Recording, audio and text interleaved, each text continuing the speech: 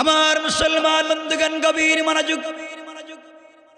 হানাফি মাযহাবের বড় ইমাম আল্লামা ইমাম আবু বকর জাসসাস আহকামুল কুরআন লিল জাসসাসে তারিখে ইবনে জারির তাবারিতে নিয়ে এসেছেন আল্লাহর পয়গম্বর আখিরি জামানার নবী জনাবে মুহাম্মদুর রাসূলুল্লাহ সাল্লাল্লাহু আলাইহি ওয়াসাল্লাম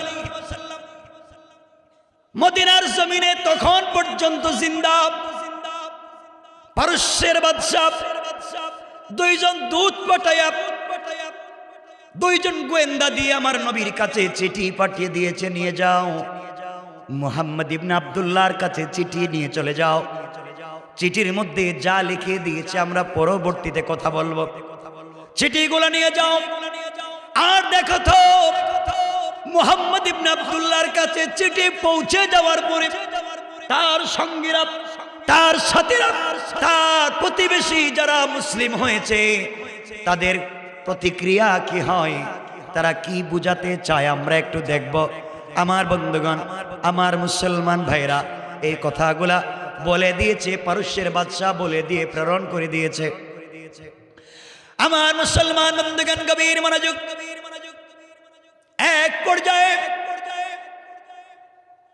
পারস্যের বাদশার চিঠি আমার নবী পর্যন্ত পৌঁছে গিয়েছে। রাসূল পাক সাল্লাল্লাহু আলাইহি ওয়াসাল্লামের কাছে পর্যন্ত পৌঁছে গেল। বিশ্বনবী চিঠি হাতে নিলেন, সমস্ত মদিনার সাহাবায়ে কেরামদেরকে ডাকলেন আর ডেকে ডেকে বললেন, সাহাবীরা শোনো, পারস্যের বাদশা আমার কাছে চিঠি দিয়েছে। কি দিয়েছে আমি জানি না, কি বলেছে আমি জানি না। এই বলে মসজিদে নববীতে আমার রাসূল ঢুকে পড়লেন। আমার বন্ধুগণ গভীর মনোযোগ। আমার রাসূল মসজিদে নববীতে প্রবেশ করলেন। একজন সাহাবীর কাছে চিঠি দিয়ে বললেন, সাহাবী তুমি দাঁড়িয়ে যাও। কি লিখেছে, কি বলেছে আমি জানতে চাই। কথাগুলা বলবার পরে একজন সাহাবী চিঠি হাতে নিয়ে পড়তে লাগলেন। গভীর মনোযোগ দিয়ে শুনেন। পারস্যের বাদশা চিঠির মধ্যে লিখেছে, ও মুহাম্মদ ইবনে আব্দুল্লাহ, তুমি নাকি মদিনার রাষ্ট্রের প্রেসিডেন্ট হয়েছ। মক্কা থেকে পলায়ন করে ইয়েতিমের ছেলে মদিনায় গিয়ে নাকি তুমি রাষ্ট্র ক্ষমতা পেয়েছ। তুমি নাকি নতুন ধর্ম প্রচার শুরু করেছ।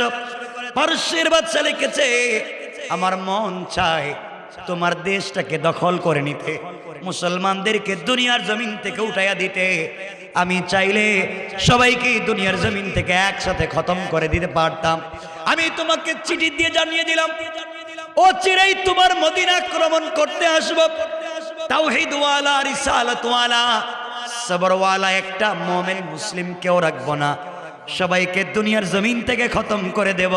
এই জন্য তোমাকে আগে চিঠি দিয়ে জানিয়ে দিলাম। ওই কথা বলে আমার নবীর কাছে চিঠি প্রেরণ করে দিলাম।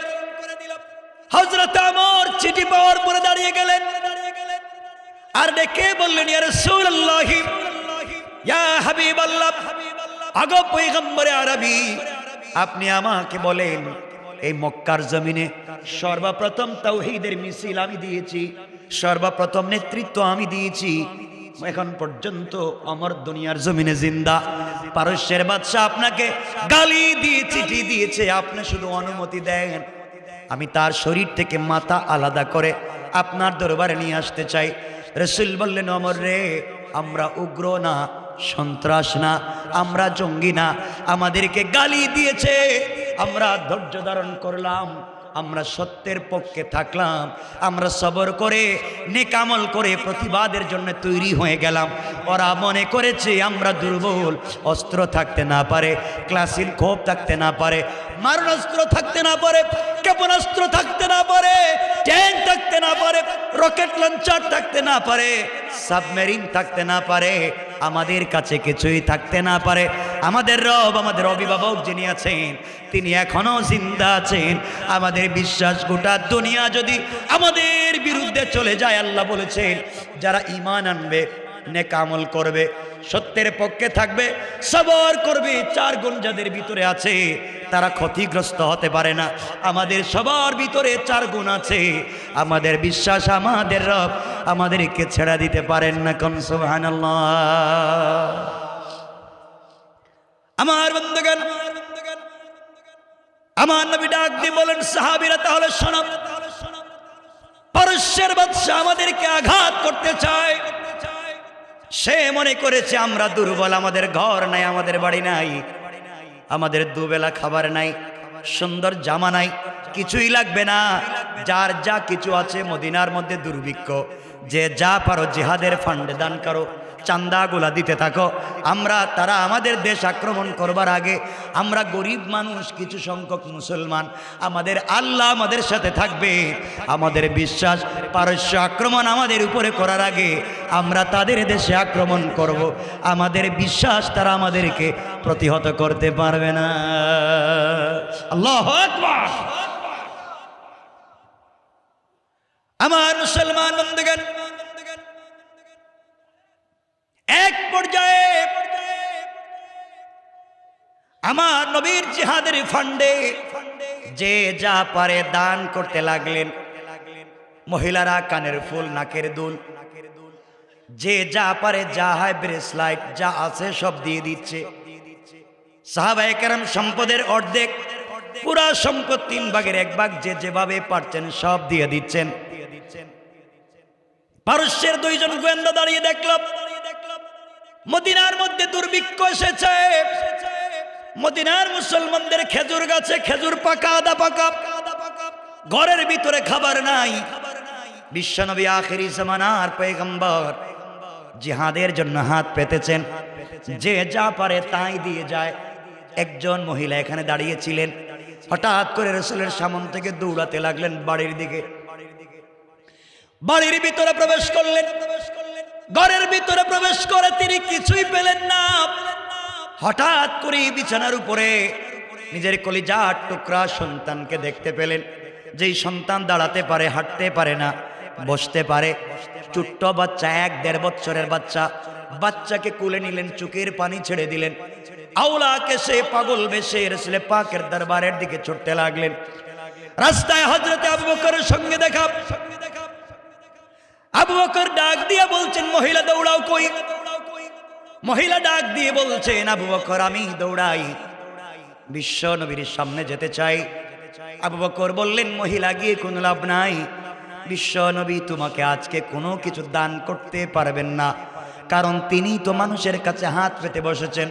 মহিলা ডাক দিয়ে বলছে, আবু বকর আমি রাসূলের কাছ থেকে কিছু আনতে যাই না, বরং এই মুহূর্তে জিহাদের ফান্ডে সহযোগিতা করতে আমি চলে যাই। রাস্তার মধ্যে কিছু দূর যাওয়ার পরে হযরতে ওমরের সঙ্গে দেখা। ওমর ডাক দিয়ে বললেন, মহিলা দৌড়াও কই? মহিলা ডাক দিয়ে বলছেন, রাসূল পাকের দরবারে যেতে চাই। ওমর বললেন, গিয়ে কোনো লাভ নাই, বিশ্ব নবী তোমাকে কোনো সহযোগিতা করতে পারবেন না, কারণ তার কাছে সম্পত্তি নাই। মহিলা ডাক দিয়ে বলছে, ওমর কে দিতে পারবে না জানতে চাই না, এই মুহূর্তে রাসূলের কাছে যাওয়া আমার বড় প্রয়োজন। জিহাদের ফান্ডে আমিও কিছু সহযোগিতা করতে চাই। আমার নবীজির সামনে মহিলা দাঁড়িয়ে গেলেন। আমার নবীজি ডাক দিয়ে বলেন, আম্মা জান কি জন্য তুমি এসেছ? মহিলা ডাক দিয়ে বলছেন, পয়গম্বরে আরবি জিহাদের ময়দানে আপনাকে কিছু সহযোগিতা করতে চাই। কি দিতে চাও, কেনই বা এসেছ? মহিলা ডাক দিয়ে বলছেন, ও আল্লাহর রাসূল আমি একজন সাহাবীর স্ত্রী। দীর্ঘদিন আগে আমার স্বামী আপনার ডাকে সাড়া দিয়ে আল্লাহর জমিনে তাওহীদ এবং রিসালাতকে প্রতিষ্ঠা করবার জন্য জিহাদের ময়দানে চলে গেলেন। যাওয়ার সময় আমি ছিলাম প্রেগনেন্ট, আমি ছিলাম গর্ভবতী। আমার স্বামী আমাকে ওসিয়ত করে বলেছেন, স্ত্রীরে জিহাদের ময়দানে চলে যাই, আল্লাহর জমিনে আল্লাহর তাওহীদ প্রতিষ্ঠার জন্য চলে যাই। হয়তো দুনিয়ার জমিনে তোমার সঙ্গে আমার আর দ্বিতীয়বার দেখা না হতে পারে, তোমার গর্ভে আমার একটা আমানত আছে, স্ত্রী আমি যদি ফিরে আসি তাহলে গাজী হয়ে আসব, আর যদি মরে যাই তুমি শহীদের স্ত্রী হয়ে যাবে। তোমার গর্ভে আমার যে সন্তান আছে, ছেলে হবে না মেয়ে হবে আমি জানি না, যেই হোক না কেন, সন্তান জন্ম নেওয়ার পরে আমি যেই পথে চলে যাই, তুমিও আমার সন্তানটাকে ওই পথে কোরবানি করে দিবা। কোন সুবহানাল্লাহ। পয়গম্বরে আরবি আমি বাড়িতে পৌঁছে গেলাম। বাড়িতে যাওয়ার পরে আমি দেখতে পেলাম দীর্ঘদিন আগে আমার স্বামী জিহাদের ময়দানে গিয়েছেন, শহীদ হয়ে গিয়েছেন, ফিরে আসেন নাই। শহীদের স্ত্রী হয়েছি, কিছুদিন পরে আমার একটা সন্তান জন্ম নিয়েছে, ছেলে সন্তান জন্ম নিয়েছে, যাকে নিয়ে আপনার দরবারে এসেছি। আপনি যখন জিহাদের ফান্ডে দান উঠাচ্ছেন, নারীরা যে যার মতো করে দিয়ে যায়, পুরুষেরা যার মতো যে পারে দিয়ে যায়। পয়গম্বরে আরবি আমার পরনে যে কাপড় আছে, এছাড়া আমার ঘরে কোনো সম্পত্তি নাই, খাবার ছাড়া, প্লেট ছাড়া, একটা গ্লাস ছাড়া আর কোনো জিনিস নাই। ঘরের ভিতরে যাওয়ার পরে কিছুই যখন খুঁজে পেলাম না, হঠাৎ বিছানার দিকে চোখ পড়ল। আমার স্বামীর ওসিয়তের কথা মনে পড়েছে। সন্তান ভূমিষ্ঠ হয়েছে, আমার একটা ছেলে সন্তান হয়েছে। স্বামীর ওসিয়ত মনে পড়বার কারণে আমি আমার সন্তানকে নিয়ে আপনার দরবারে এসেছি। সবাই তো সব কিছু দিয়ে সহযোগিতা করে, আমি কিছুই দিতে পারলাম না। আমার কলিজার টুকরা ছোট্ট মাসুম বাচ্চাটাকে এই মুহূর্তে আমি জিহাদের ফান্ডে দান করে দিলাম। আমার মন বলতেছে এই বাচ্চার মাধ্যমে এই জমিনে দিন জিন্দা হয়ে যাবে। কোন সুবহানাল্লাহ। আমার নবী ডাক দিয়ে বললেন, আম্মা জান, তোমার এই বাচ্চাকে আমি জিহাদের ফান্ডে নিলে আমার উপকার কি? এই বাচ্চা তরবারি ধরতে পারবে না, জিহাদের ময়দানে উপকার করতে পারবে না। যারা বিকলাঙ্গ হবে, অসুস্থ হবে, যুদ্ধের ময়দানে আহত হবে, তাদেরকে শুশ্রূষা সেবা খিদমত করতে পারবে না। এই বাচ্চার জন্য তো খাদেমের প্রয়োজন, এই বাচ্চা নিয়ে আমার প্রয়োজন কি? মহিলা ডাক দিয়ে বলছেন, পয়গম্বরে আরবি আমি জানি আমার বাচ্চা জিহাদের ময়দানে অস্ত্র ধরে কাফেরদের মোকাবেলা করতে পারবে না, আহতদের সেবা শুশ্রূষা করতে পারবে না। কিন্তু আমি তাও জানি আপনি এমন কোন নেতা না, আপনি এমন কোন নেতৃত্ব দিচ্ছেন না জিহাদের ডাক দিয়ে বাসায় ঘুমিয়ে পড়বেন, জিহাদের ডাক দিয়ে আপনি নষ্টামি করে বেড়াবেন। আপনি তো এমন লোক না। আপনার সাধারণ কর্মী যেই জায়গায় থাকবে, আপনি নেতা সেই জায়গায় থাকবেন। সুতরাং আপনি যখন জিহাদের ময়দানে কাফেরদের মোকাবেলার জন্য পৌঁছে যাবেন, আপনাকে লক্ষ্য করে কাফেররা তীর নিক্ষেপ করবে, নেশা নিক্ষেপ করবে, বল্লম নিক্ষেপ করবে, তরবারি দিয়ে আঘাত করবে।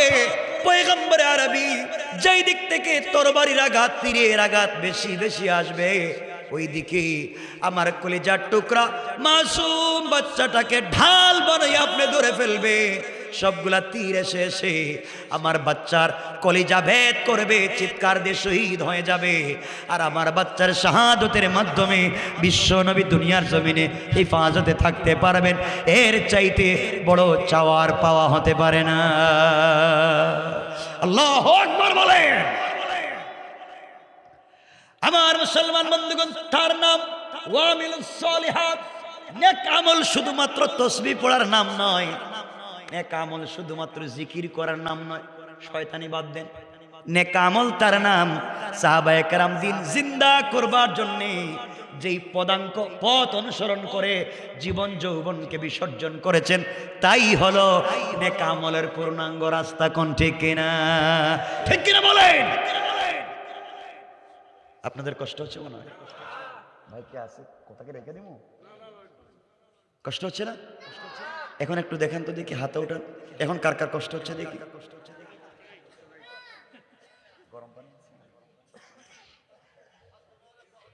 আমার বন্ধুগণ শোনেন, আজকে কাফের বেঈমানেরা বিভিন্ন কৌশল করে জমিন থেকে দিনকে মুছে দিতে চায়। ঠিক কথা বলছেন না? ঠিক কিনা বলেন? ওরা জানে না যেই কৌশল করে, যে সিস্টেম করে দিনকে মুছে দিতে চায়, আল্লাহ এই জিনিস দিয়ে দিনকে জিন্দা করে দিতে পারে। ঠিক কিনা? ভেঙ্গে পড়লে চলবে না, হতাশ হওয়া যাবে না। সূরা দোহা যদি আলোচ্য বিষয় হতো আপনাদেরকে বুঝাতাম, হতাশ হওয়া যাবে না, ভেঙ্গে পড়া যাবে না। যারা সমাজে ঘৃণা, বিদ্বেষ এবং হিংসা ছড়িয়ে দিতে চায়, আমরা তাদের বিপরীতে এই সমাজে ছড়িয়ে দিব শান্তি আর ভালোবাসা।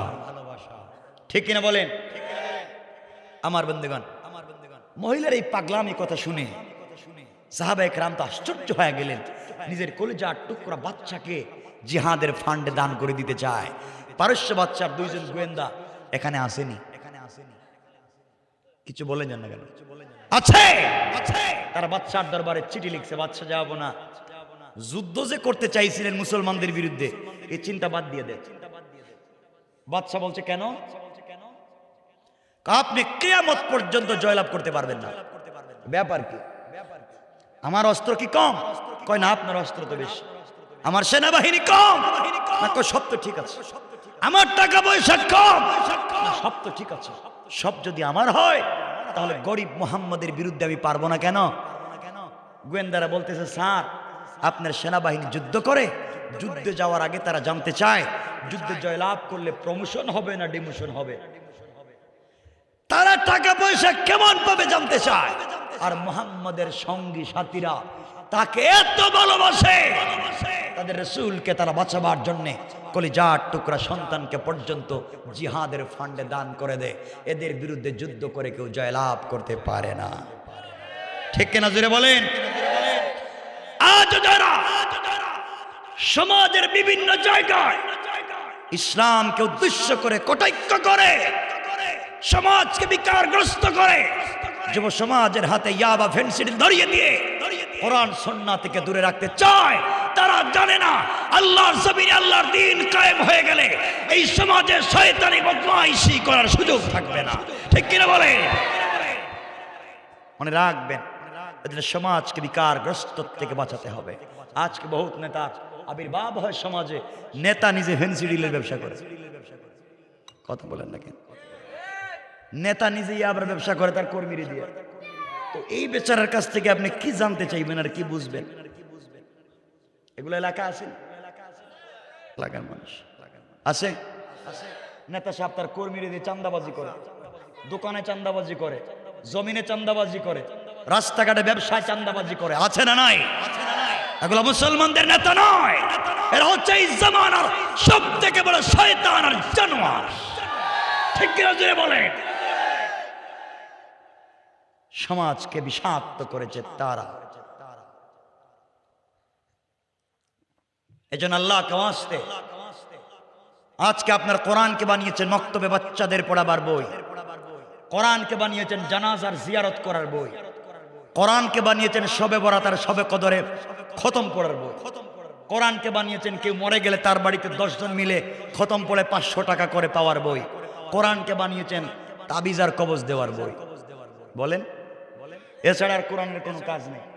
ইমাম সাহেব নামাজে যে সূরাগুলো তেলাওয়াত করেন, একটা সূরার বাস্তবিক তাফসীর যদি নিজের পঞ্চায়েতে প্রতিষ্ঠা করতে পারতেন, তাহলে এই পঞ্চায়েতের ভিতরে বদমাইশি, চুরি, ডাকাতি, ফেন্সিডিল, ইয়াবা, ইতিমের জায়গা দখল করার মতো দুঃসাহস কেউ দেখাতে পারত না।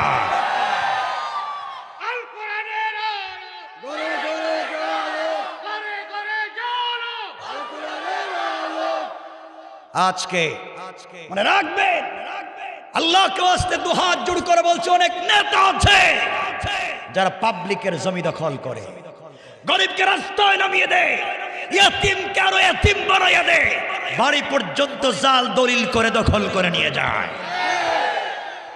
এদেরকে প্রতিহত করতে হবে। এরাই হচ্ছে সমাজের বিষ ফোড়া, এরা হচ্ছে বিষ বৃক্ষ।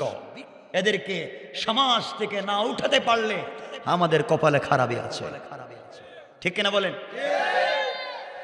নামাজ পড়ে জান্নাতে যাইবেন, কিয়ামতের দিন আল্লাহ বলবেন, আয় গাট্টিল নামাজের ফাওয়াইলুল লিল মুসাল্লিন, নামাজ লিয়ে ভাগ ভাগ তোর নামাজের গাট্টিল। আপনি বলবেন আমি সম্পত্তি দান করেছি, আল্লাহ বলবেন আল্লাযী জামা মালাও ওয়া আদ্দাদা, জমা করা মাল, গণনা করা মাল গাট্টিতে ভর, তোর মাল শুদ্ধ বাইরে হয়ে যা, বের হয়ে যা। কোথায় যাব? কাল্লা ইন্নাহা লাযা নাযাআতাল লিশাওয়া, তাদউ মান আদবারা ওয়া তাওয়াল্লা। কোথায় যাইবেন? কোথায় যাবেন? কোরআনকে থিসিস করছেন না, কোরআনকে অ্যানালাইজ করছেন না, কোরআনকে গবেষণা করছেন না।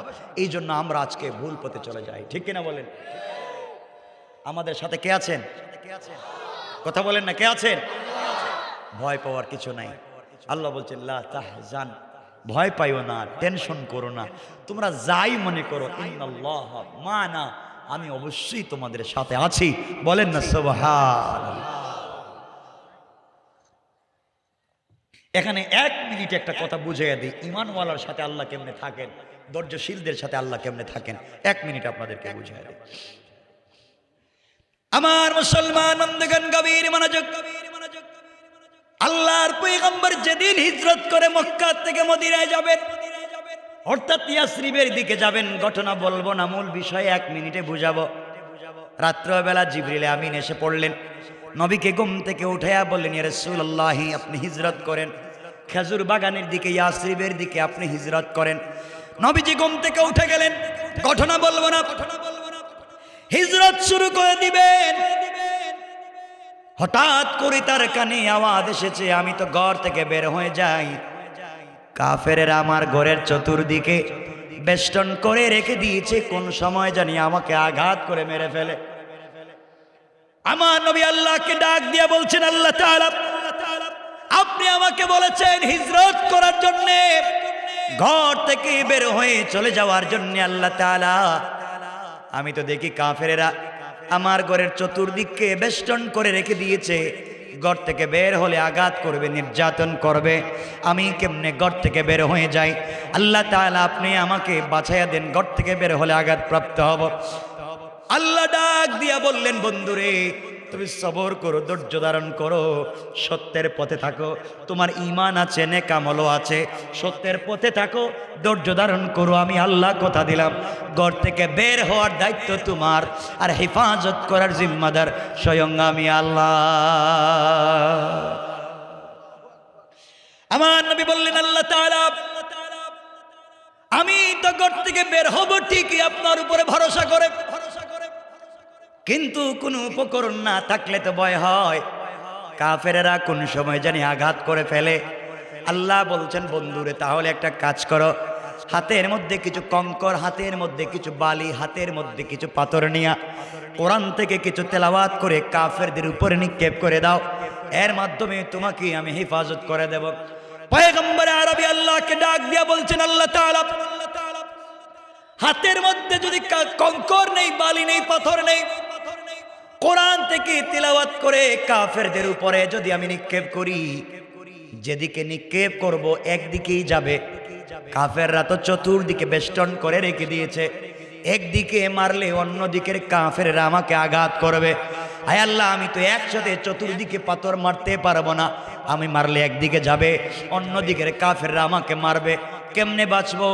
আল্লাহ বললেন, বন্ধুরে, তোমার কাজ হলো হাতের মধ্যে পাথর নিয়ে একদিকে নিক্ষেপ করা, আর আমি আল্লাহর দায়িত্ব হলো সকল পাথরগুলাকে সকল কাফেরদের চোখে চোখে পৌঁছে দেওয়া। আল্লাহু আকবার। কারণ তোমার ঈমান আছে, নেক আমল আছে, সত্যের পথে আছো, ধৈর্য ধারণ করে আছো। 4 আমল যারা করবে তারা ক্ষতিগ্রস্ত হতে পারে। তাফসীর মনে বুঝেন নাই, ক্ষতিগ্রস্ত হতে পারে, এটাই তো মূল শিক্ষা। আমার বন্ধুগণ, এবার বিশ্বনবী হাতের মধ্যে কিছু পাথর নিলেন, দরজা খুললেন, কোরআন থেকে কিছু তেলাওয়াত করলেন, পাথরের মধ্যে ফুঁক দিলেন, সামনে কাফেরদের সামনে নিক্ষেপ করে দিলেন। তাকায়া দেখেন সকল চতুর্দিকের কাফেরদের চোখে পাথর পৌঁছে গিয়েছে, চোখ রগড়াতে লাগলো, চোখ মুছতে লাগলো। নবীজি আশ্চর্য হয়ে গেলেন, একদিকে মারলাম, চতুর্দিকে কেমনে গেল বুঝি নাই। আমার নবী পৌঁছে গেলেন মদিনায়। একদিন আল্লাহ সুযোগ বুঝে আমার নবীকে ডাক দিয়ে বলছেন, বন্ধুরে, জবাব দাও, ওই দিন তুমি কেমনে আসলে? তুমি তো একদিকে মারছিলা, চতুর্দিকের কাফেরদের চোখে কেমনে পৌঁছে গিয়েছে তুমি একটু বলো। পয়গম্বরে আরবি বলেন, আল্লাহ তাআলা, আমি জানি না, এখনো বুঝতে পারি না, মারলাম একদিকে, মারলাম সামন দিকে, পাথরে দেখি পিছন দিকে কাফেরদের চোখে পৌঁছে গেল বুঝি না। আমার আল্লাহ জবাব দিলেন, বন্ধুরে তাহলে শোনো, আমার রামাইতা ইয রামাইতা ওয়ালাকিন্নাল্লাহ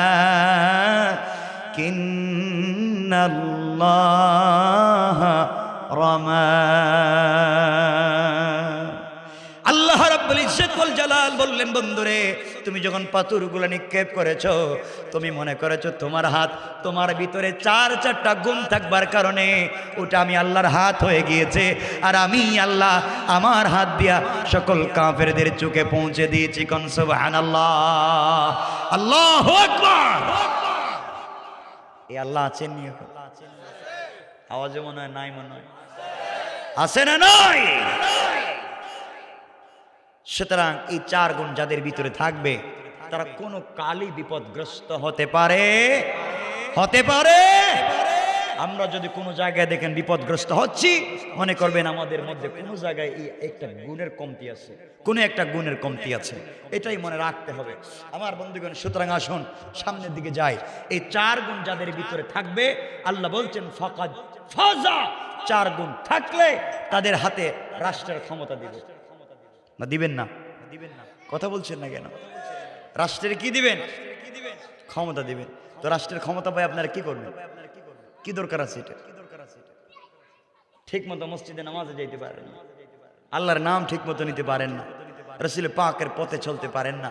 শুনে রাখবেন, এই চার গুণ অর্জন হয়ে গেলে আমরা কোন পথে পৌঁছে যেতে পারবো, সংক্ষেপ করে আপনাদের সামনে উপস্থাপন করেই আমরা আলোচনা সংক্ষেপ করব ইনশাআল্লাহ।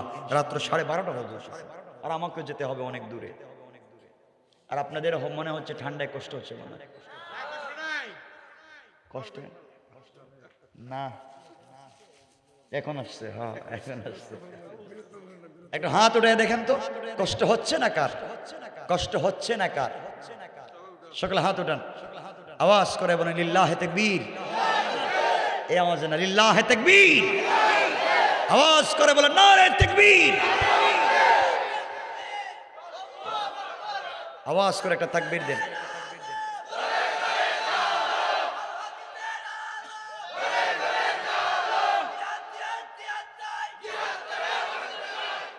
দরকার নেই, আমি জানি জিয়াদ আরম বইলে কই থাকবেন আপনারা, আমাদের জানা আছে, ওগুলো বাদ দেন। টেলিফোন বন্ধ করে শ্বশুর বাড়ি যাইবেন, কই যাইবেন? এগুলো বাদ। আমরা সমাজ বিনির্মাণের চেষ্টা করব। আমরা সন্ত্রাসবাদ, জঙ্গিবাদ এগুলাকে না বলবো। মাদকের সাথে আমাদের সম্পর্ক থাকবে না, ঠিক কিনা বলেন? যুবকেরা শোনো, আমরা এই জাতি আজ যদি আমরা ঠিক মতো রাস্তায় নেমে যেতে পারি, আল্লাহর তাওহীদকে বিশ্বাস করি, আমাদের মতো যুবক সাদ বিন আবি ওয়াক্কাস আরব দেশ পার হয়ে, নদী আর সাগর পার হয়ে আফ্রিকার জঙ্গলেও ইসলামের পতাকা উড়িয়েছেন, ঠিক কিনা বলেন? এই চট্টগ্রামেও আরব দেশ থেকে ইসলামের বিজয় নিয়ে এসেছিলেন মহামনীষীরা। আজ ইসলাম ঠিকই আছে, ইসলামকে দরবার আর খানকার ভিতরে রাখতে চাই না, ঠিক কিনা বলেন? আমরা তো ইসলামরা খানকার ভিতরে ঢুকে রেখে দিছি। উনি এই পীরের মুরিদ, উনি এই পীরের মুরিদ। এই পিসাব এই পিসাবরে দেখতে পারেন, এই পিসাব এই পিসাবরে কাফির, এই পিসাব এই পিসাবরে ইহুদি। এই টুপি পরা যাবে না, ওই টুপি পরা যাবে না, এই পাঞ্জাবি পরা যাবে না, এই পাগড়ি পরা যাবে না, এই মাই ঠেলাঠেলি কিলে কিলে আছে না নাই? আছে না নাই? সব বাদ দেও, সব বাদ দেও। একজনের কাপড় নাই, ল্যাংটা উলঙ্গ, এই অবস্থায় তার নামাজ পড়া লাগবে। কাপড়ের দরকারই নেই, অজু নাই, তায়াম্মুম নাই, বিনা অজুতে বিনা কাপড়ে নামাজ পড়া লাগে। আপনি আছেন পাঞ্জাবি নিয়ে মারামারি, টুপি নিয়ে মারামারি, বাদ দেন। আর মুসলমানকে বিভক্ত করবেন না। আল্লাহকে ওয়াস্তে যারা আমাদের জবাই করা পশুর গোশত খায়, যারা আমাদের কিবলার দিকে মুখ করে ইবাদত করে সালাত পড়ে, তারা আমাদের ভাই। বলেন তারা আমাদের কি? তারা আমাদের কি? আর মারামারি করার দরকার, ফিতনা বাদ দেন। আসুন আমরা সামনের দিকে যাই। আমার মুসলমান বন্ধুগণ, গভীর মনোযোগ যে কথা বলতে চাইলাম, পারস্যের বাদশা চিঠি দিয়েছে, রাসূল পাক জবাব দিতে গেলেন। আমার বন্ধুগণ, এক পর্যায়ে রাসূল পাকের ইন্তেকাল হয়ে গেল, ওফাত হয়ে গেল, দুনিয়ার জমিন থেকে বিদায় নিলেন। আবু বকরের যুগ চলে আসলো, আবু বকর বিদায় নিলেন। খলিফাতুল মুসলিমিন আমিরুল মুমিনিন হযরত ওমরের যুগ চলে আসলো। আমার বন্ধুগণ, ওমরের যুগ চলে আসার পরে হযরত ওমরের মাথায় তো ওই রক্ত। আমার নবীকে পারস্যের বাদশা চিঠি দিয়েছে, দীর্ঘদিন আগে জবাব দিতে পারলাম না। আজ আমার কাছে ক্ষমতা, আজ আমি দেখব কাফের বেঈমানদের ক্ষমতা কত। এই জন্য তিনি 17 জন মুসলমানকে একত্রিত করলেন, 17 জন মুসলমানদেরকে একত্রিত করলেন। তাদের নেতৃত্বে দিলেন তরুণ একজন সাহাবী, যার নাম আব্দুল্লাহ বিন হুযাফা রাদিয়াল্লাহু তাআলা আনহু। আব্দুল্লাহ বিন হুযাফা তরুণ সাহাবী, দাড়ি মাত্র উঠতেছে, 17, 15, 16 বছরের যুবক তরুণ। তাকে বললেন, আব্দুল্লাহ বিন হুযাফা শোনো, পারস্য বাদশা তোমরা ছোট ছিলে, পারস্যের বাদশা আমার নবীকে হুমকি দিয়েছে, গালি দিয়েছে, জবাব দিতে পারলাম না ওই দিন। আজ আমার কাছে ক্ষমতা, তোমরা যাও তো পারস্য দেশের সীমান্ত এলাকা পাহারাদারি করো, গোয়েন্দাগিরি করো, যেভাবেই হোক তাদের খবর আমাদের কাছে নিয়ে আসো, কেমনে দিন প্রচার করা যায় আমরা চেষ্টা করব। আমার বন্ধুগণ, গভীর মনোযোগ। আব্দুল্লাহ বিন হুযাফার নেতৃত্বে 17 জন মুসলমান পৌঁছে গেলেন পারস্য বাদশার সীমান্ত এলাকায়, পাহারাদারি করতে লাগলেন, সীমান্ত এলাকা ঘোরাঘুরি করতে লাগলেন। এদিকে পারস্যের বাদশা ঘোষণা করে দিল, কোনোভাবে যদি তোমরা মুসলমানকে পাও ধরে আমার কাছে নিয়ে আসবা, কোনোভাবে তাদেরকে হত্যা করবা না। তারা নাকি ঈমানওয়ালা, ঈমানের জন্য জীবন বিসর্জন দিতে পারে, কিন্তু জীবনের জন্য ঈমান বিসর্জন দিতে পারে না। তারা দুনিয়ার জন্য ঈমানকে বিসর্জন করতে পারে না, বরং ঈমানের জন্য দুনিয়া বিসর্জন দিতে পারে। এমন ঈমানওয়ালা, এমন তাকওয়াওয়ালা, এমন সত্যের পক্ষে, এমন ধৈর্যশীল মানুষকে আমি পরীক্ষা করতে চাই। এই বলে পারস্য বাদশা গোয়েন্দা পাঠাইয়া দিল। আল্লাহর কি মানসা, আল্লাহর কি ইচ্ছা। 17 জন মুসলমান, সংক্ষেপ করে আপনাদেরকে বুঝাইয়া দেই। 17 জন মুসলমান একদিন আব্দুল্লাহ বিন হুযাফার নেতৃত্বে গভীর রাত্রে পারস্য দেশের সীমান্ত এলাকা পাহারাদারি করতেছেন। হঠাৎ করে পারস্যের গোয়েন্দাদের হাতে 17 জন ধরা পড়ে গেলেন। 17 জন মুসলমান ধরা পড়ে গেলেন। পারস্য বাদশার দরবারে 17 জন মুসলমানকে হাজির করা হলো। বাদশা তাকাইয়া দেখলো কারো দাড়ি উঠেছে, কারো দাড়ি উঠে নাই। জিজ্ঞেস করলো, তোমরা কি সবাই বিয়ে করেছো? অধিকাংশ বললেন, আমরা তরুণ, আমরা আজও বিয়ে করি নাই। পারস্যের বাদশা জিজ্ঞাসা করলো, তোমাদের নেতাকে, তোমাদের লিডারকে? সবাই দেখাইয়া দিলেন সবার ছোট আব্দুল্লাহ বিন হুযাফা তরুণ, এই যে আমাদের নেতা। বাদশা তাকাইয়া দেখে কোনো দাড়ি উঠে নাই। মনে মনে ভাবলো, ওদের ঈমান তো লুণ্ঠন করা সহজ হয়ে যাবে, লোভ দেখালেই চলবে। বাদশা ডাক দিয়ে বলছে, আব্দুল্লাহ বিন হুযাফা, তাহলে শোনো, তোমাকে আমি বুঝাতে চাই, তোমাদের নবী তো ইন্তেকাল করেছেন। মনে করো তোমাদের নবী জিন্দা আছেন, শুধু মনে করো, বাস্তব না। মনে করো তোমাদের নবী জিন্দা, তার উপরে আক্রমণ হচ্ছে, তোমার কিছু যায় আসে না, প্রতিবাদ করবে না, এতটুকুন মনে করলেই চলবে। আব্দুল্লাহ বিন হুযাফা পারস্য বাদশার সামনে দাঁড়িয়ে গেলেন। কেমন ঈমান, কেমন সত্যবাদী তা বুঝাতে চাই। দাঁড়িয়ে বললেন, বেওকুফ, বেয়াদব, পারস্যের নিমক হারাম বাদশা, তুমি মনে করেছ আমার নবী জিন্দা থাকবে আর আমরা জীবিত থাকা অবস্থায় আমার নবীকে কেউ গালি দিবে আমরা সহ্য করব? তুমি আমার বডিতে 1 কোটি তীর নিক্ষেপ করতে পারো, আঘাতে আঘাতে হত্যা করতে পারো, আমার নবীকে জিন্দা থাকা অবস্থায় কেউ গালি দিবে, জীবিত থাকতে 1 মিনিটের জন্য মেনে নেওয়া যায় না। ঠিক কিনা বলেন?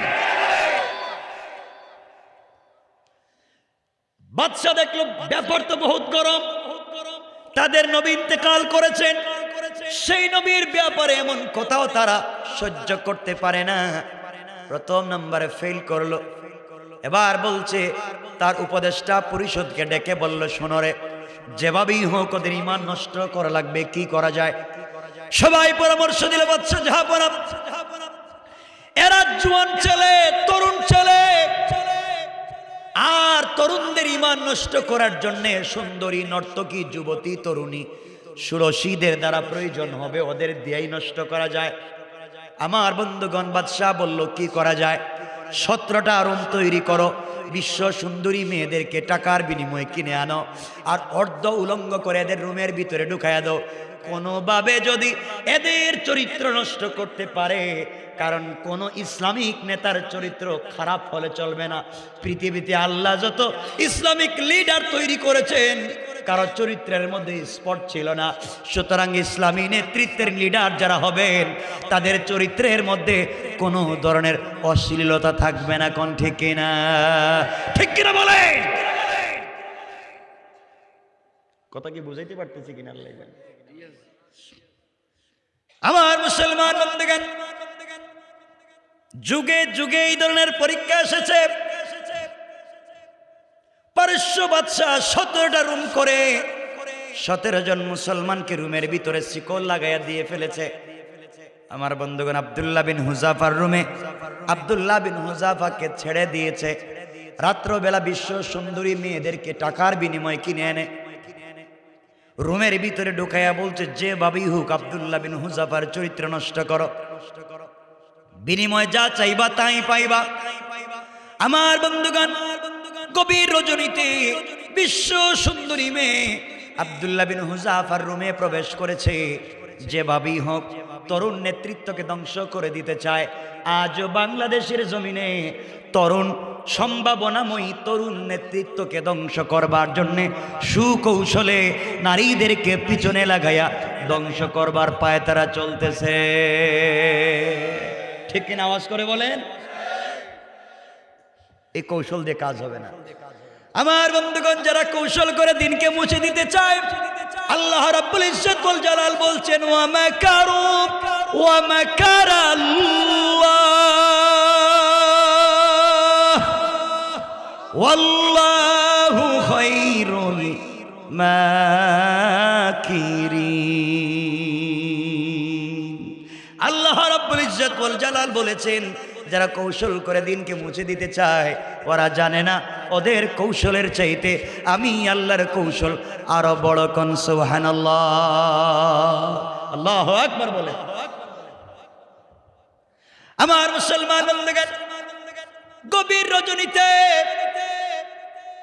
আব্দুল্লাহ বিন হুযাফার ঘরে এই ষোড়শী তরুণী বিশ্ব সুন্দরী মেয়ে প্রবেশ করেছে।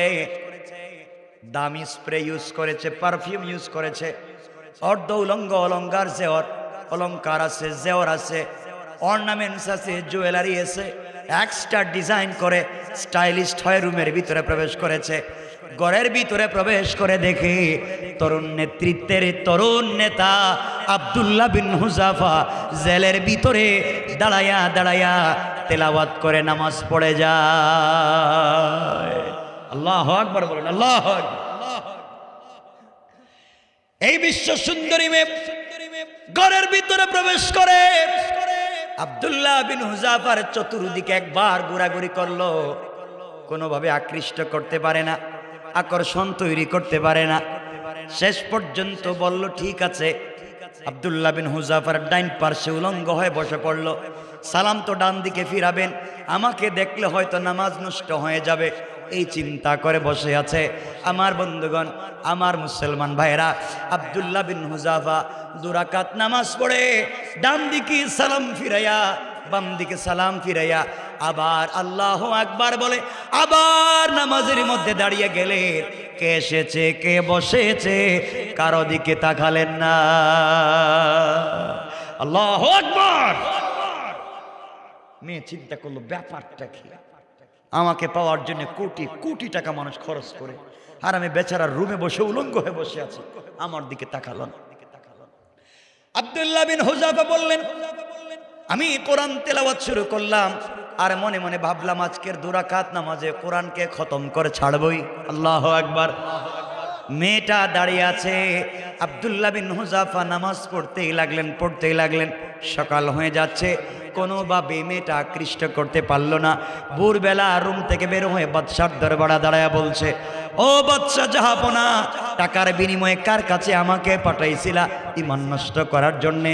এরা তো মানুষ হতে পারে না, এরা তো আল্লাহর রহমতের ফেরেশতা হবে, এদের ঈমান নষ্ট করা যায় না। আমি যদি আরো 1 ঘন্টা থাকতাম ঈমান তো নষ্ট করতে পারতাম না, বরং তার আকর্ষণে আকৃষ্ট হয়ে আমিও কালেমা পড়ে মুসলমান হয়ে যেতাম। আল্লাহু আকবার। আচ্ছা চিন্তা করে ব্যাপার কি? ইল্লাল্লাযীনা আমানু ওয়া আমিলুস সালিহাত ওয়া তাওয়াসাউ বিল হক, হকের উপরে থাকো, ওয়া তাওয়াসাউ বিস সাবর, জালেমের জুলুমে ধৈর্য ধরো, ইনশাআল্লাহ ক্ষতিগ্রস্ত হবে না। আমার বন্ধুগণ, বাদশা দেখলো ফেল। কি ফেল না ফাঁস? কথা বলেন না কেন? ফেল। দ্বিতীয় নাম্বার বললো, আব্দুল্লাহ এদিকে আয়, এক কাজ করো, তোমাকে ছাইড়া দিব, তোমাদেরকে ছাইড়া দিব, একটাবার কালিমা ছেড়ে দাও, কালিমা ছেড়ে দিলে এই দেশের মালিক তোমারে বানায় দিন, পুরা পারস্য তোমার নামে লিখে দিব, আর আমার একমাত্র মেয়ে, এই মেয়েকে তোমার কাছে বিয়ে দিব, তুমি আমার মেয়ের জামাই, গোটা জিন্দেগি দেশ তোমার, বলো না কালিমাটা ছেড়ে দাও। আব্দুল্লাহ ডাক দিয়ে বললেন, বাদশা তাহলে শোনো, তুমি তোমার পারস্যের কথা আমাকে বলেছ, আসমানের চন্দ্র সূর্য যদি আমার এক হাতে উঠাইয়া দাও, আর এক হাতে গোটা দুনিয়া রেজিস্ট্রি করে দাও, সবকিছু লাত্তি দিয়ে ফেলে দিতে পারি, 1 মিনিটের জন্যে আল্লাহর কালিমা ছেড়ে দেওয়া যায় না। আল্লাহু আকবার। আমরা বলতে পারি আমাদেরকে হামলা মামলা জেল জুলুম, আমাদের উপরে নির্যাতনের স্টিম রুলার চালাতে পারো, বিকলাঙ্গ হয়ে যেতে পারি, 1 কোটি গুলির সামনে দাঁড়িয়ে কালিমার পতাকা উড়ে যাব, ঠিক কি আওয়াজ করে বলে।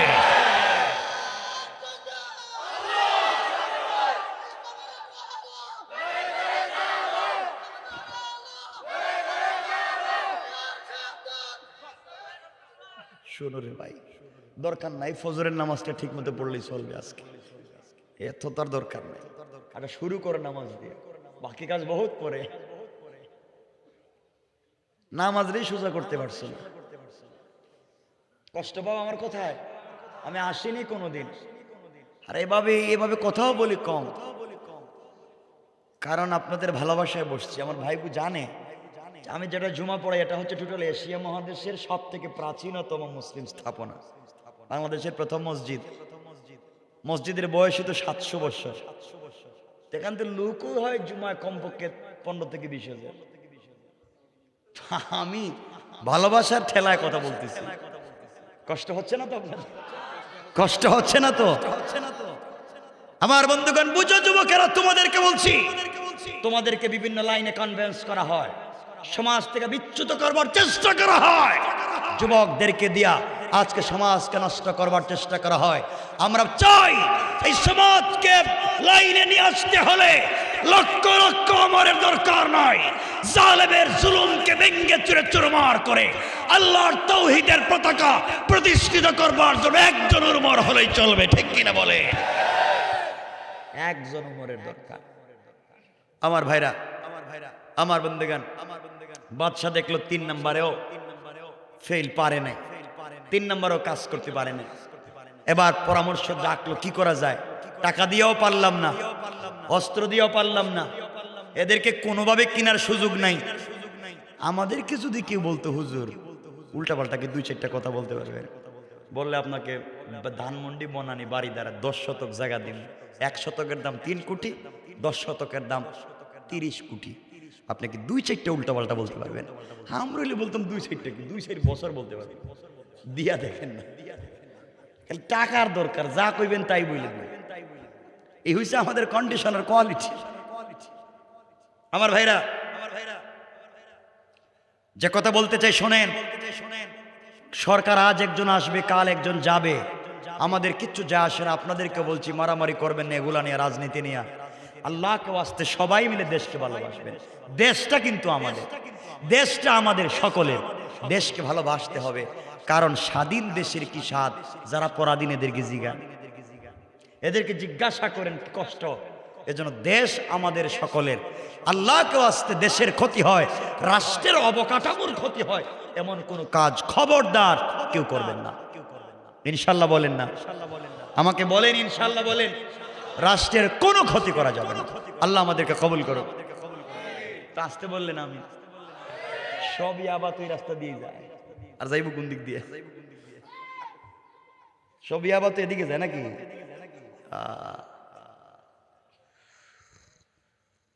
আগে মসজিদে নামাজে মুসল্লিদের পকেটে মেসওয়াক থাকতো, এখন হেদের পকেটে ইয়াবা থাকে। সালাম ফিরে কয়ে আছে আমার কাছে, নিবেন নি? আর হাসতেছেন আপনারা, আমি বাস্তব বলছি তো। হ্যাঁ, সমাজ কই গেছে? আমার ভাইরা শুনেন, বাদশাহ দেখলো আব্দুল্লাহ বিন হুযাফাদের ঈমান নষ্ট করা যায় না।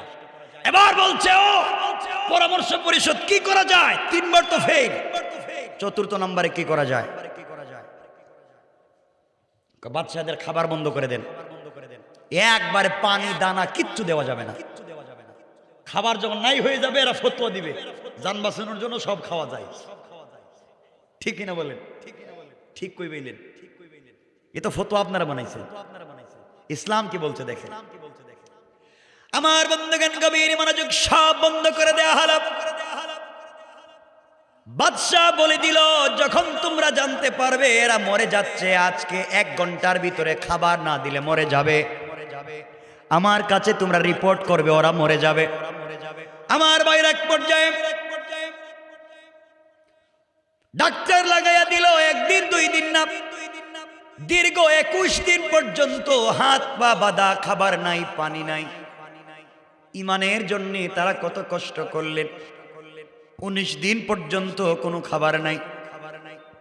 21 নম্বর দিনে ডাক্তার বলতেছে 1 ঘন্টার ভিতরে খাবার না দিলে 17 জন মরে যাবে। বাদশার দরবারে খবর পৌঁছে দেওয়া হলো। বাদশাহ 2টা খাবার 17 জন মুসলমানদের জন্য পাঠাইয়া দিল। আর ডাক্তারকে বলে দিয়েছে, ডাক্তার বলে দিবা কি খাবার আছে। মুসলমানদের সামনে খাবার পৌঁছে দেওয়া হলো। 21 দিনের না খাওয়া মানুষ, পানি নাই, দানা নাই, তাদের সামনে খাবার পৌঁছে দেওয়া হয়েছে। আব্দুল্লাহ বিন হুযাফা বললেন, কি খাবার নিয়ে এসেছ? একজন ডাক্তার বলছে, আব্দুল্লাহ রে, এক জায়গায় আছে মদ মিশ্রিত পানি, আর অপর পেয়ালায় আছে শুকরের বুনা গোশত। শুকরের বুনা গোশত আর মদ মিশ্রিত পানি, দুটোটা হালাল না হারাম? আওয়াজ করে বলেন, দুটোটা হারাম। আনা দাঈফা।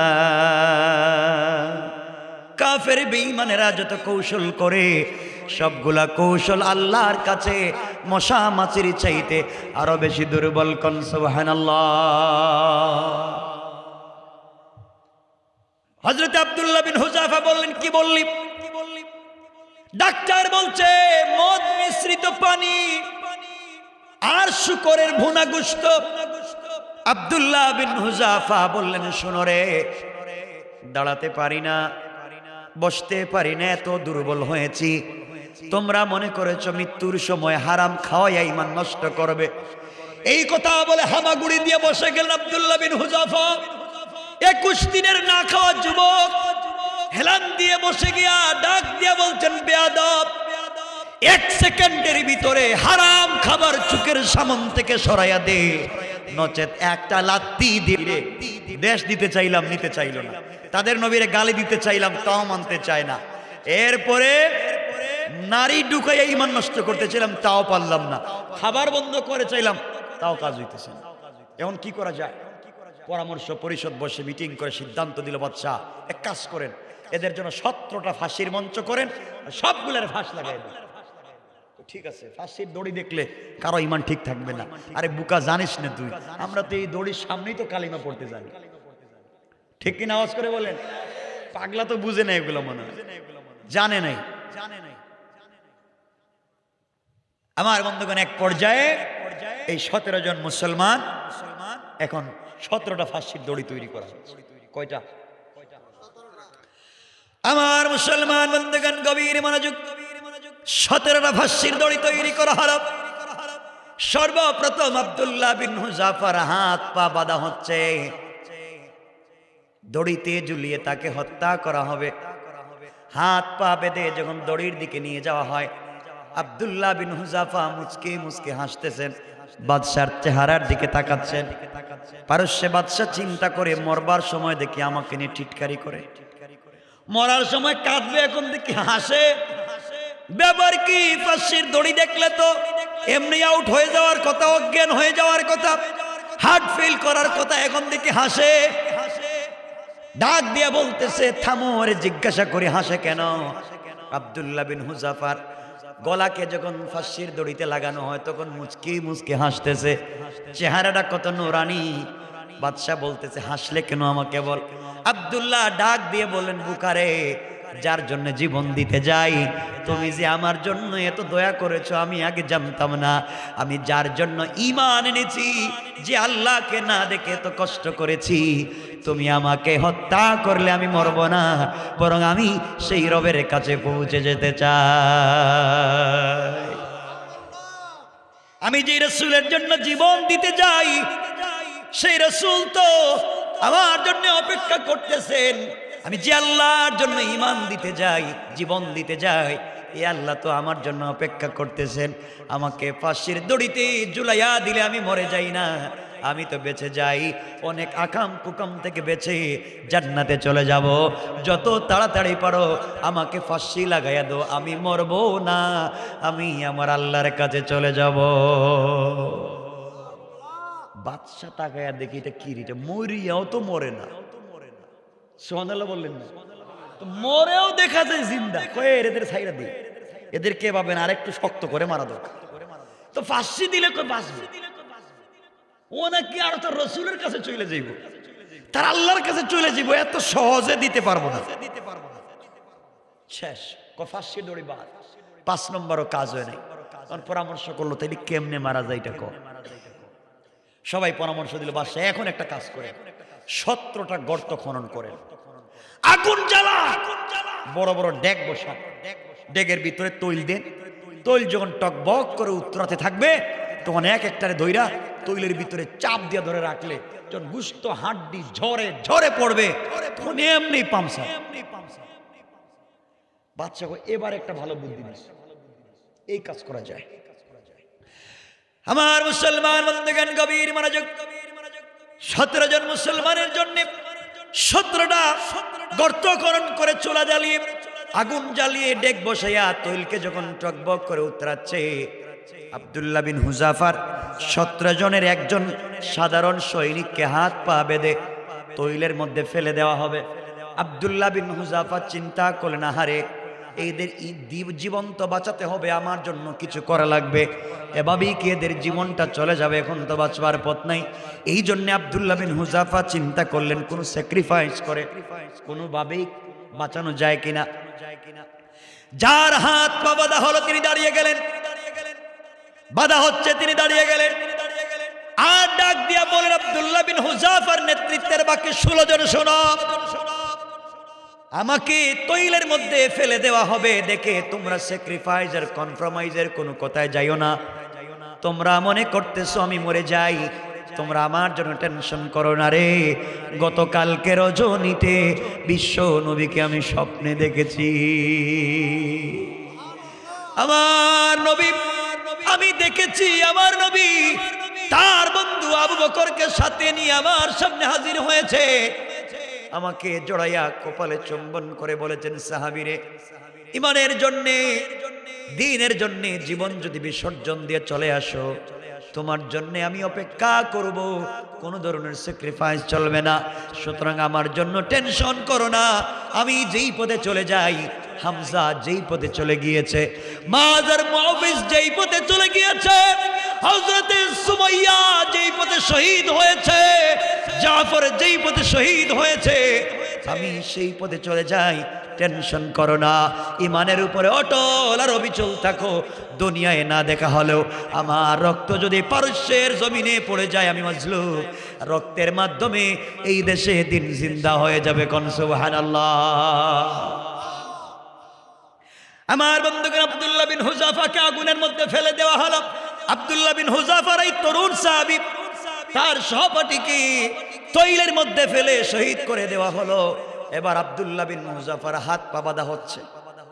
আব্দুল্লাহ বিন হুযাফার হাত পা বেঁধে যখন তাকেও তৈলের কাছে নিয়ে যাওয়া হলো, এবার আব্দুল্লাহ বিন হুযাফা চোখের পানি ছেড়ে ছেড়ে কাঁদতেছেন। তার চোখের পানি গাল ভিজে ভিজে যেন মাটিতে পড়ে যায়। পারস্যের বাদশা এবার হাসতে লাগলো আর বলল, আব্দুল্লাহর এবার কাজ হয়েছে, বুঝতে পেরেছি এতক্ষণ পর্যন্ত বাহাদুরের মতো বক্তব্য দিয়েছো, এখন তোমার সহপাঠী মরে গেছে দেখা ভয় ঢুকেছে, এখন মনে হয় চোখের পানি ছেড়ে কাঁদতেছো বাঁচবার জন্যে। বাঁচানো যাবে না, তোমাকেও তোমার বন্ধুর পথে হত্যা করা হবে। গর্জন দিয়ে দাঁড়িয়ে গেলেন আর বাদশার খাঁচায় বন্দি থেকে বললেন, বেয়াদব আর বেওকুফ, তুই মনে করলি মনে হয় মৃত্যুর ভয়ে কাঁদতেছি? না রে, আমি মৃত্যুর ভয়ে তোমার সামনে কান্দি না। আমার বন্ধু শহীদ হয়েছে দেখে আমি কান্না করি না, আমাকে মেরে ফেলবে আমি কান্না করি। তুমি আমার জীবনের সব থেকে বেশি ক্ষতি করে ফেলেছ, আমার জীবনটাকে তছনছ করে দিয়েছো, এই জন্যে কান্না করি। মরে যাব দেখে আমি কান্না করি না। বাদশা ডাক দিয়ে বলছে, আব্দুল্লাহ তোমার জীবনে আমি কি ক্ষতি করলাম? আব্দুল্লাহ ডাক দিয়ে বলছেন, পারস্যের বাদশা শোনো, আমার যে বন্ধুকে একটু আগে তুমি তৈলের মধ্যে ফেলে হত্যা করেছো, তার আর আমার ছিল বাল্যকালের বন্ধুত্ব ছিল। জীবনে সে আর আমি বন্ধুত্ব করে আজ পর্যন্ত চললাম। এই বন্ধুত্বের দীর্ঘ সময়ে সে যদি 1 টাকা আল্লাহর রাস্তায় দান করে আমি 2 টাকা করেছি, সে 1 ঘন্টা ইবাদত করলে আমি 2 ঘন্টা ইবাদত করেছি, সে 1 ঘন্টা জিহাদ করলে আমি 2 ঘন্টা জিহাদ করেছি। অর্থাৎ ইসলামের জন্য, দ্বীনের জন্য আমরা 2 ভাই প্রতিযোগিতা করেছি। গোটা জিন্দেগির প্রতিযোগিতায় সে আমি ফার্স্ট হয়েছি, সে সেকেন্ড হয়েছে। সে 1 টাকা দিলে 2 টাকা দান করেছি, সে 2 রাকাত নামাজ পড়লে 4 রাকাত আমি পড়েছি। সকল কাজে আমি ফার্স্ট ছিলাম, জীবনের সকল নেক আমলে তার আগে আমি ছিলাম। কিন্তু বেওকুফ বাদশা, তুমি আমার বন্ধুকে আমার আগে তৈলের মধ্যে ফেলে দুনিয়ার জমিন থেকে আগে বিদায় করে জীবনের শেষ নেক আমলে তাকে আমার আগে জান্নাতি প্রবেশ করবার সুযোগ দিয়েছো। জীবনের শেষ আমলে আমি ফেল করলাম, আমার বন্ধুর কাছে ফেল করলাম, আমার বন্ধু ফাঁস করলো, আমার আগে জান্নাতে পৌঁছে গেল। আহারে, তুমি যদি আমার বন্ধুকে না হত্যা করে আমাকে আগে ফেলে দিতে, তাহলে আমার বন্ধুর আগে আমি জান্নাতে পৌঁছে যেতাম। এই জন্য আফসোস করে কান্দি, কেন তার আগে আমার মরণ হলো না। আল্লাহু আকবার। বাদশা চিন্তা করে, ব্যাপার কি, এরা মৌতের সময় দিকে প্রতিযোগিতা করে, কে কার আগে মরবে এই নিয়ে প্রতিযোগিতা করে, তাহলে তারা মরেও দেখতেছে মরে না, মরার সময়ও প্রতিযোগিতা। এবার বাদশা চিন্তা করলো, এদেরকে মাইরা লাভ নাই, সসম্মানে সাইডা দেওয়াই দরকার। আল্লাহু আকবার বলেন, আল্লাহু আকবার বলেন। এখন বাদশা তাদেরকে ছেড়ে দিবে।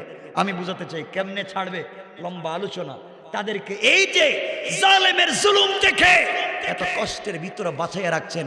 1 নম্বর নেক আমল ইল্লাল্লাযিনা আমানু, 2 নম্বর ওয়া আমিলুস সালিহাত, 3 নম্বর ওয়াতাওয়াসাউ বিল হক, হকের উপরে অটল অবিচল, 4 নম্বর ওয়াতাওয়াসাউ বিস সবর, জালেমের জুলুমেও ধৈর্য ধারণ করেছেন। আল্লাহ তাদেরকে ফেল করান নাই এই পারস্যের জমিনে। এরপরে দ্বীনকে আল্লাহ কায়েম করে দিয়েছেন। কেমনে? লম্বা আলোচনা, আর সেদিকে যেতে চাই না, রাত্র 1টা হয়ে গেছে, কথা বুঝেননি? বহুত লম্বা আলোচনা হয়ে গেছে। আর হ্যাঁ, আমিও বুঝছি এই কথা, এটা আমিও বুঝছি, আমিও বুঝছি। কষ্ট হচ্ছে না আপনাদের? এখানে রেখে দিলাম, আমার জন্য দোয়া চাই, আপনাদের জন্য দিল থেকে দোয়া থাকলো। আমার কথাই কি কষ্ট পেয়ে থাকলে ক্ষমা চাই। আমরা সাম্প্রদায়িক দাঙ্গা লাগাতে চাইব না, আমরা অসাম্প্রদায়িক চেতনা প্রতিষ্ঠা করব। আমরা সমাজে ফিতনা করব না, ভাই ভাই হয়ে থাকব। হিন্দুদের মন্দিরে উলুধ্বনি দেখ, মসজিদে আজান হোক, পূজার রোজা একসাথে চলো। আমরা মারামারি চাই না, আমরা ফিতনা চাই না। আমরা আমাদের দ্বীনকে সুন্দর করে উপস্থাপন করে সমাজের মানুষকে জান্নাতে নিয়ে যেতে চাই। ঠিক কিনা বলেন? আমরা ফিতনা মুক্ত সমাজ চাই, সাম্প্রদায়িক দাঙ্গা মুক্ত সমাজ চাই। আল্লাহ আমাদের সবাইকে কবুল করুক। সবাই পড়েন আমিন। আমার জন্য দোয়া চাই, আপনাদের জন্য দোয়া। সুবহান রাব্বিকা রাব্বিল ইজ্জাতি আম্মা ইয়াসিফুন, ওয়া সালামুন আলাল মুরসালিন, আলহামদুলিল্লাহি রাব্বিল আলামিন। কি কি কিছু বলবেন? তাহলে মনোজাত করে দেবেন। ভাই কিছু সংক্ষেপ বলেন। আর কি ভাই উঠবেন কেন? এটা কি সুন্দর হলো? কথা শেষ করতে উঠে যাচ্ছেন। প্রশ্ন কি কি কি লিখছেন?